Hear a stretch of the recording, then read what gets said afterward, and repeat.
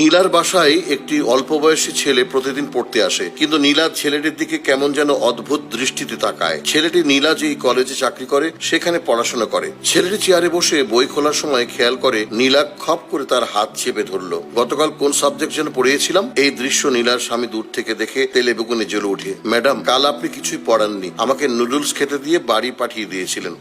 আচ্ছা শিহাব, আমার স্বামী তো সম্পর্কে তোমার ভাই হয়, তাই এই বাড়িতে এলে আমাকে ভাবি বলেই ডাকবে। ম্যাডাম শুনতে আমার একদম ভালো লাগে না, বুঝেছো? আর শোনো, তোমার কি কলেজে কোনো গার্লফ্রেন্ড নেই? সে প্রশ্নটা এড়িয়ে যাবার জন্য আবার বই বের করতে নীলা ওর হাত চেপে ধরে। শিহাব, আমাকে তুমি ভালোবাসবে এই পৃথিবীর কেউ জানবে না। আমি আর তুমি ছাড়া এই বাড়িতে আর কেউ নেই। রাকিব অফিসের কাজ ছাড়া বাড়িতে আসে না। প্লিজ শিহাব, একবার আমার আবদার মেনে নাও। তোমাকে খুশি করার দায়িত্ব আমার। তুমি আমার দিকটা দেখবে আর আমি তোমার সব দেখবো। আর তাছাড়া আমার এবং আমার স্বামীর অনেক টাকা, তুমি দেখো তোমাকে সুখে ভরিয়ে দেবো। নীলা ওর হাত ধরে নিজের দিকে টেনে নিতে শুরু করে। শিহাব আর কোনো উপায় না পেয়ে এক ঝটকায় নীলার থেকে হাত ছাড়িয়ে নেয়। আমি আপনাকে সম্মান করি। আমি কলেজে পড়লেও আপনি আমার কয়েক বছরের বড়। তাছাড়া আপনি একজন বিবাহিতা। আপনার সাথে আমি সম্পর্ক করব কেন? ছি ছি ছি, রাকিব ভাই আপনাকে কত ভালোবাসে, আর আপনি কিনা আমাকে এমন নোংরা একটা প্রস্তাব দিচ্ছেন। শিহাব উঠে চলে যেতে নীলা তাকে পেছন থেকে আবার ডাকতে থাকে। আর ঠিক তখনই নীলার স্বামী রাকিব ঘরের ভিতর ঢোকে। স্ত্রীর এই চরিত্র দেখে সে যেন কোনো দিশা খুঁজে পায় না।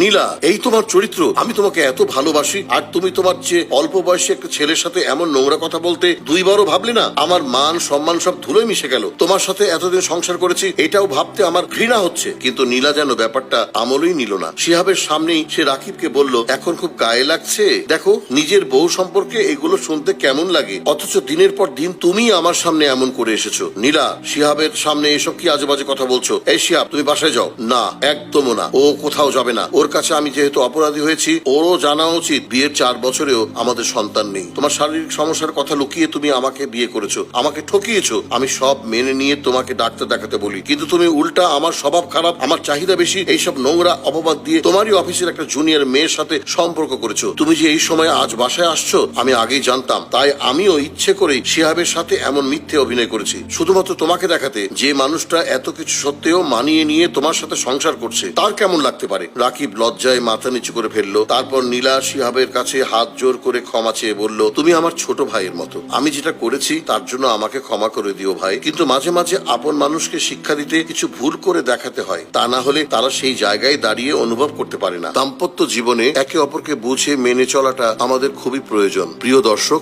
আপনাদের মূল্যবান মতামত দিন।